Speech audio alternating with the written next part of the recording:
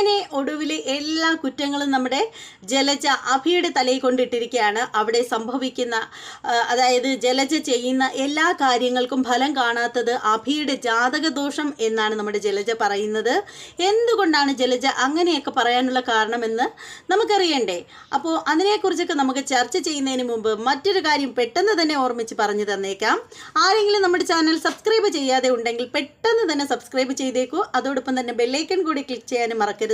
അപ്പോൾ നമുക്ക് നേരെ റിവ്യൂയിലേക്ക് പോകാം. അങ്ങനെ നമ്മുടെ എന്താ ചെയ്യുന്നത്, പൂജാമുറിയിലേക്ക് എല്ലാവരും വന്നിരിക്കുകയാണ്. എല്ലാവരും ഭയങ്കര സന്തോഷത്തിലാണ്. എന്നാൽ എല്ലാവർക്കും കുറച്ച് ടെൻഷനും ഉണ്ട്. അതായത് ആ നെല്ലിൻ്റെ വിത്ത് മുള പൊട്ടിയോ ഇല്ലയോ എന്നറിയാനുള്ള ആ ഒരു ടെൻഷനിലാണ് എല്ലാവരും നിൽക്കുന്നത്. കാരണം മുള പൊട്ടിയിട്ടില്ലെങ്കിൽ ആകെ പ്രശ്നമാണ്. നമ്മുടെ അനിയും അനാമികയും തമ്മിലുള്ള ജീവിതത്തിന് തടസ്സം ഉണ്ട് എന്നാണ് അതിൽ നിന്ന് മനസ്സിലാക്കേണ്ടത്. അപ്പോൾ ആ ഒരു ടെൻഷനിലാണ് എല്ലാവരും വിത്ത് മുള പൊട്ടണേ എന്നുള്ള ആഗ്രഹത്തിലും പ്രാർത്ഥനയിലുമാണ് നിൽക്കുന്നത്.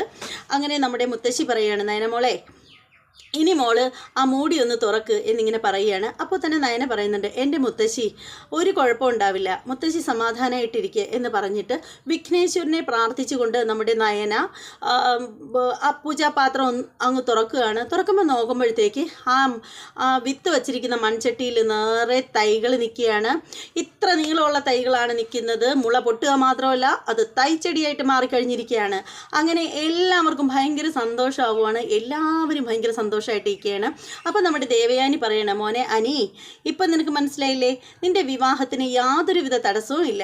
അനാമിക നിനക്ക് യോജിച്ച പെൺകുട്ടി തന്നെയാണ്. അതുകൊണ്ട് നീ ഇനി സന്തോഷമായിട്ട് മനസമാധാനമായിട്ടിരിക്കുക എന്നിങ്ങനെ പറയുകയാണ്. അങ്ങനെ അത് വിത്ത് മുളച്ച് നിൽക്കുന്നത് കണ്ടപ്പോൾ തന്നെ നമ്മുടെ അനി ആകെ ടെൻഷൻ ആവുകയാണ്, ആകെ ഡള്ളാവുകയാണ്. അങ്ങനെ നമ്മുടെ അനി അവിടെ നിന്ന് നടന്ന് അങ്ങനെ മെല്ലെ മെല്ലെ മാറിപ്പോവുകയാണ്. അപ്പോൾ ആ സമയത്തിന് നമ്മുടെ നയന പിന്നാലെ ചെല്ലുകയാണ്. എന്നിട്ട് നയന ചോദിക്കുകയാണ്, എന്താ അനി, എന്താ നിനക്ക് പറ്റിയത്? നീ കുറച്ച് മുമ്പ് വരെ നല്ല സന്തോഷത്തിലായിരുന്നല്ലോ. വിത്ത് മുള പൊട്ടിയതിന് ശേഷം നിനക്ക് എന്താ ഇത്ര സങ്കടം? എന്താ നിനക്കൊരു ദുഃഖം പോലെ എന്നിങ്ങനെ പറയണം. അപ്പോൾ അനി പറയണം, ഇല്ല ഏട്ടത്തി, എനിക്കങ്ങനെ സങ്കടമൊന്നുമില്ല, ഒരു ദുഃഖവുമില്ല. നേരത്തെ ഞാൻ എങ്ങനെയാണോ നിന്നത് അതുപോലെ തന്നെയാണ് ഞാനിപ്പോഴും നിൽക്കുന്നത്. പിന്നെ ഞാൻ നേരത്തെയും പറഞ്ഞിട്ടുണ്ടായിരുന്നത് വിവാഹം ഉടനെ വെപ്രാളം പിടിച്ചത് നടത്തണ്ട എന്നാണ്. ആ ഒരു തീരുമാനത്തിൽ തന്നെയാണ് ഞാൻ ഇപ്പോഴും നിൽക്കുന്നത് എന്ന് പറയണം. അപ്പം നയന പറയണം, അങ്ങനെ അല്ല നീ, വിവാഹം സമയത്ത് തന്നെ നടക്കണം. അതിന് പ്രത്യേകിച്ച് ഒരു തടസ്സവും പറയണ്ട. അതേട്ടത്തി, എനിക്ക് ഈ വിവാഹത്തോട് താല്പര്യമില്ലെന്ന് ഞാൻ ആദ്യമേ തന്നെ പറഞ്ഞതാണല്ലോ. അങ്ങനെ പറയല്ലേ അനി. വിവാഹമൊക്കെ ഉറപ്പിച്ച് കഴിഞ്ഞതിന് ശേഷം ഇനി ആ വിവാഹത്തിൽ നിന്ന് നീ പിന്മാറാനായിട്ട് നിന്നാൽ ആ പെൺകുട്ടിക്ക് എത്ര സങ്കടം ഉണ്ടാവും.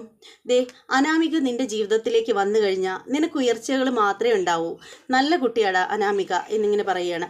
അപ്പോൾ ആ സമയത്ത് അനി ചോദിക്കുകയാണ്, അല്ല ഏട്ടത്തി, ആ വിത്തുകൾ മുളച്ചതിൽ എനിക്ക് നല്ല അത്ഭുതം തോന്നുന്നുണ്ട്. ഞാൻ കരുതിയത് അപ്പച്ചിയൊക്കെ അതിൽ എന്തോ കൃത്രിമത്വം കാണിച്ചിട്ട് ആ നെൽക്കതിര് മുളയ്ക്കില്ലെന്നായിരുന്നു എൻ്റെ മനസ്സ് പറഞ്ഞിരുന്നത്. പക്ഷേ അത് മുളച്ചു എന്ന് മാത്രമല്ല, അത് വലിയ വലിയ തൈച്ചെടികളായിട്ട് നിൽക്കുകയും ചെയ്യുന്നുണ്ട്. അതെങ്ങനെ സംഭവിച്ചു ഏട്ടത്തി? എൻ്റെ അനി, എന്തായാലും സംഭവിച്ചല്ലോ, ഇനി എന്തിനാ നീ അതിനെപ്പറ്റിയൊക്കെ ചിന്തിക്കുന്നത് എന്ന് പറയുകയാണ് നമ്മുടെ നയന. അതിനുശേഷം നയന ഓർക്കുകയാണ്, അതായത് മൂടി തുറക്കുന്നതിൻ്റെ തലേ ദിവസം രാത്രിയിൽ നമ്മുടെ നയന ഇങ്ങനെ പൂജാമുറിയുടെ അടുത്തുകൂടി വരികയാണ്. അപ്പോൾ നയന ചിന്തിക്കുകയാണ്, ഈശ്വര, വിത്ത് പൊട്ടി കാണോ, മുള പൊട്ടി കാണോ? ഇനി അഥവാ മുള പൊട്ടിയിട്ടില്ലെങ്കിൽ നാളെ ഈ കുടുംബത്തിലുള്ളവരുടെയൊക്കെ അവസ്ഥ എന്തായിരിക്കും? ഈശ്വര, ഞാനൊരു തെറ്റ് തന്നെയാണ് ചെയ്യാൻ പോകുന്നത്. എന്തായാലും എൻ്റെ കൂടെ നിൽക്കണേ ഭഗവാനെ, നല്ലൊരു കാര്യത്തിന് വേണ്ടിയിട്ടല്ലേ എന്നൊക്കെ പറഞ്ഞിട്ട് നമ്മുടെ നയന ചെന്നിട്ട് വിത്ത് അടച്ചു വെച്ചിരിക്കുന്ന പാത്രത്തിനെ മൂടി തുറന്ന് നോക്കുകയാണ്. നോക്കുമ്പോൾ നമ്മുടെ നയന ഞെട്ടിപ്പോവുകയാണ്. കാര്യം എന്താണെന്ന് വെച്ചാൽ വിത്തുകളെല്ലാം കരിഞ്ഞ് നാശമായിട്ടിരിക്കുകയാണ്. അപ്പം നയന പറയണം, ഈശ്വര, ഇതെന്താ ഈ നടക്കുന്നത്? വിത്തുകൾ മുളച്ചിട്ടില്ല എന്ന് മാത്രമല്ല, മുഴുവനും കരിഞ്ഞു പോയല്ലോ. ഇനിയിപ്പോൾ എന്താ ചെയ്യുന്നത്? ഈ ഒരു അവസ്ഥയിൽ നാളെ ഇത് കണ്ടിരുന്നെങ്കിൽ എല്ലാവർക്കും വലിയ സങ്കടമായേനെ. മുത്തശ്ശനും മുത്തശ്ശിക്കും എല്ലാവർക്കും സഹിക്കാൻ പറ്റാതെ വലിയ വിഷമം ഉണ്ടാക്കിയേനെ എന്നൊക്കെ പറയാണ്. ഇനിയിപ്പോൾ എന്താ ചെയ്യുക?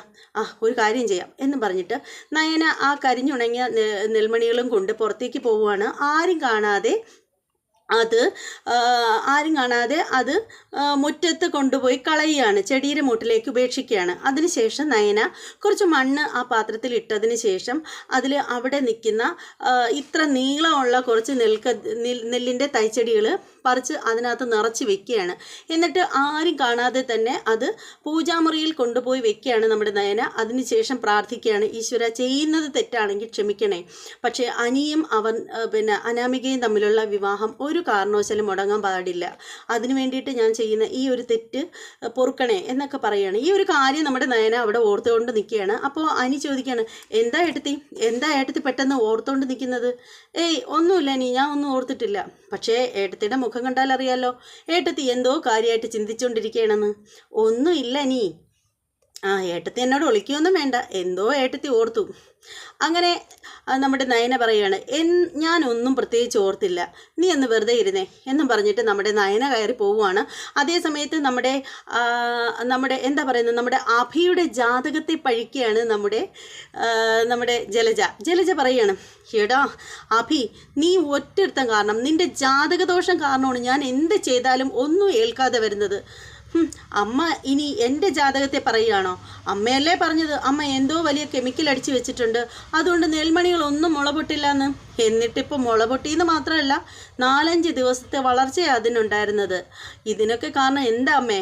എടാ, അതിനെക്കുറിച്ചൊന്നും കൂടുതൽ പറയണ്ട, അതിനൊക്കെ കാരണം നിന്റെ ജാതകദോഷം തന്നെയാണ് എന്നിങ്ങനെ പറയുകയാണ്.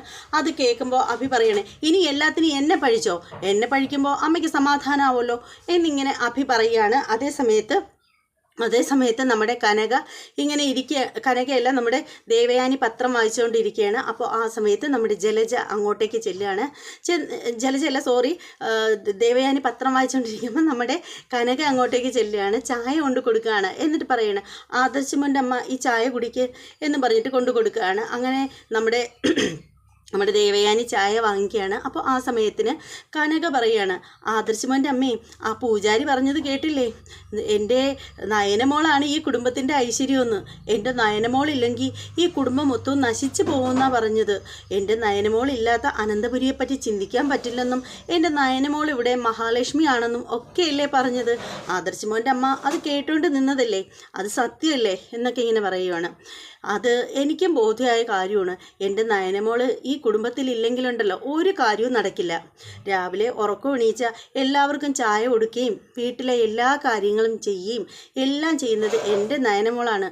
ഒരു ദിവസം എൻ്റെ നയനമോൾ പണി മുടക്കിയാലുണ്ടല്ലോ ഈ വീട് ആകെ ഇരുട്ടിലായി പോവും എന്നിങ്ങനെ പറയുകയാണ് നമ്മുടെ കനക. അപ്പോൾ അത് കേൾക്കുമ്പോൾ നമ്മുടെ ദേവയാനി ശരിക്കും പറഞ്ഞാൽ ചാർജ് ആവുകയാണ്. ദേവയാനിക്ക് ദേഷ്യം വരികയാണ്. ദേവയാനി പറയണം, അത് ആരാ കനകയോട് പറഞ്ഞത്? നിന്റെ 2 പെമ്മക്കളും ഈ കുടുംബത്തിൽ വരുന്നതിന് മുമ്പും ഇതെല്ലാം ഈ കുടുംബത്തിൽ നടന്നുകൊണ്ടിരുന്നത് തന്നെയാണ്. ഒന്നിനും ഒരു തടസ്സവും ഉണ്ടായിട്ടില്ല. നീ നോക്കിക്കോ, നിന്റെ മോളോട് പറ, ഇന്ന് തൊട്ട് ഒരു കാര്യവും അവൾ ചെയ്യണ്ട.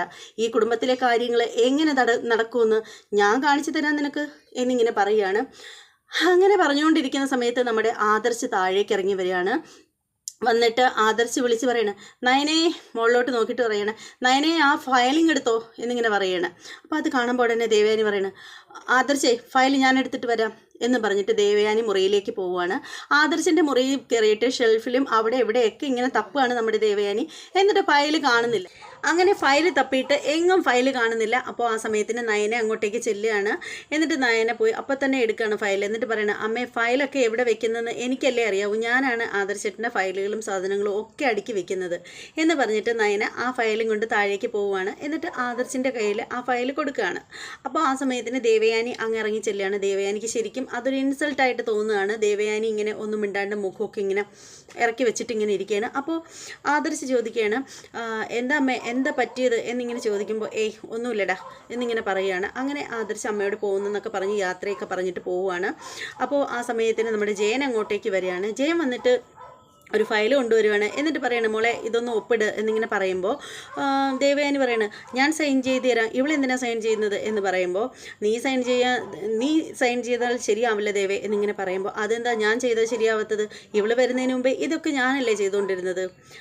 ഇതിനു മുമ്പ് നീ ചെയ്തുകൊണ്ടിരുന്നിട്ടുണ്ടാവും, പക്ഷേ ഇത് നീ ചെയ്താൽ ശരിയാവില്ല. കാരണം ഇത് മോള് ചെയ്ത ഡിസൈനില്ലേ, ആ ഡിസൈൻ ചെയ്തതിൻ്റെ ഫയലാണ്. അപ്പോൾ ഇത് മോളല്ലേ സൈൻ ചെയ്യേണ്ടത് എന്ന് പറയുകയാണ്. അങ്ങനെ നമ്മുടെ നയന അതിനകത്ത് സൈൻ ചെയ്ത് കൊടുക്കുകയാണ്. അപ്പോൾ എന്നിട്ട് ജയൻ പറയാണ് ഈ മോള് വന്ന് കയറിയതിന് ശേഷം നമ്മുടെ കുടുംബത്തിൽ കോടികളുടെ ലാഭമാണ് ഉണ്ടായിട്ടുള്ളത്. മോള് ഡിസൈൻ ചെയ്ത ഈ ഒരു ഡിസൈനില്ലേ, ഈ ഒരു ഡിസൈനിന് എത്ര കോടി രൂപയാണ് നമുക്ക് കിട്ടിയതെന്നറിയാമോ ലാഭമായിട്ട് എന്ന് പറയുകയാണ്. എന്നിട്ട് ജയൻ പറയുകയാണ്, പക്ഷേ മോൾക്ക് ഒരുപാട് ടാലൻ്റ് ഉണ്ട്, പക്ഷേ മോള് അതൊന്നും പുറത്തെടുക്കുന്നില്ല എന്ന് മാത്രമേ ഉള്ളൂ. ഞാനും അച്ഛനും ഒക്കെ പലതവണ പറഞ്ഞിട്ടുണ്ട്, മോൾക്ക് താല്പര്യമാണെങ്കിൽ നമ്മുടെ കമ്പനിയുടെ മെയിൻ ഡിസൈനറായിട്ട് മോളെ തന്നെ ഇരുത്താമെന്ന്. പക്ഷേ മോൾക്ക് അതിനൊന്നും താല്പര്യമില്ലെന്ന് പറഞ്ഞിട്ട് ജയൻ അങ്ങ് പോവുകയാണ്. അപ്പോൾ കനക അപ്പോൾ ആ സമയത്തിന് നമ്മുടെ ദേവയാനിയെ നോക്കിയിട്ട് ഇങ്ങനെ കാണിക്കുകയാണ്. അപ്പോൾ അത് കാണുമ്പോഴത്തേക്ക് ഇങ്ങനെ ഒട്ടും പിടിക്കാതെ നിൽക്കുകയാണ് നമ്മുടെ ദേവയാനി.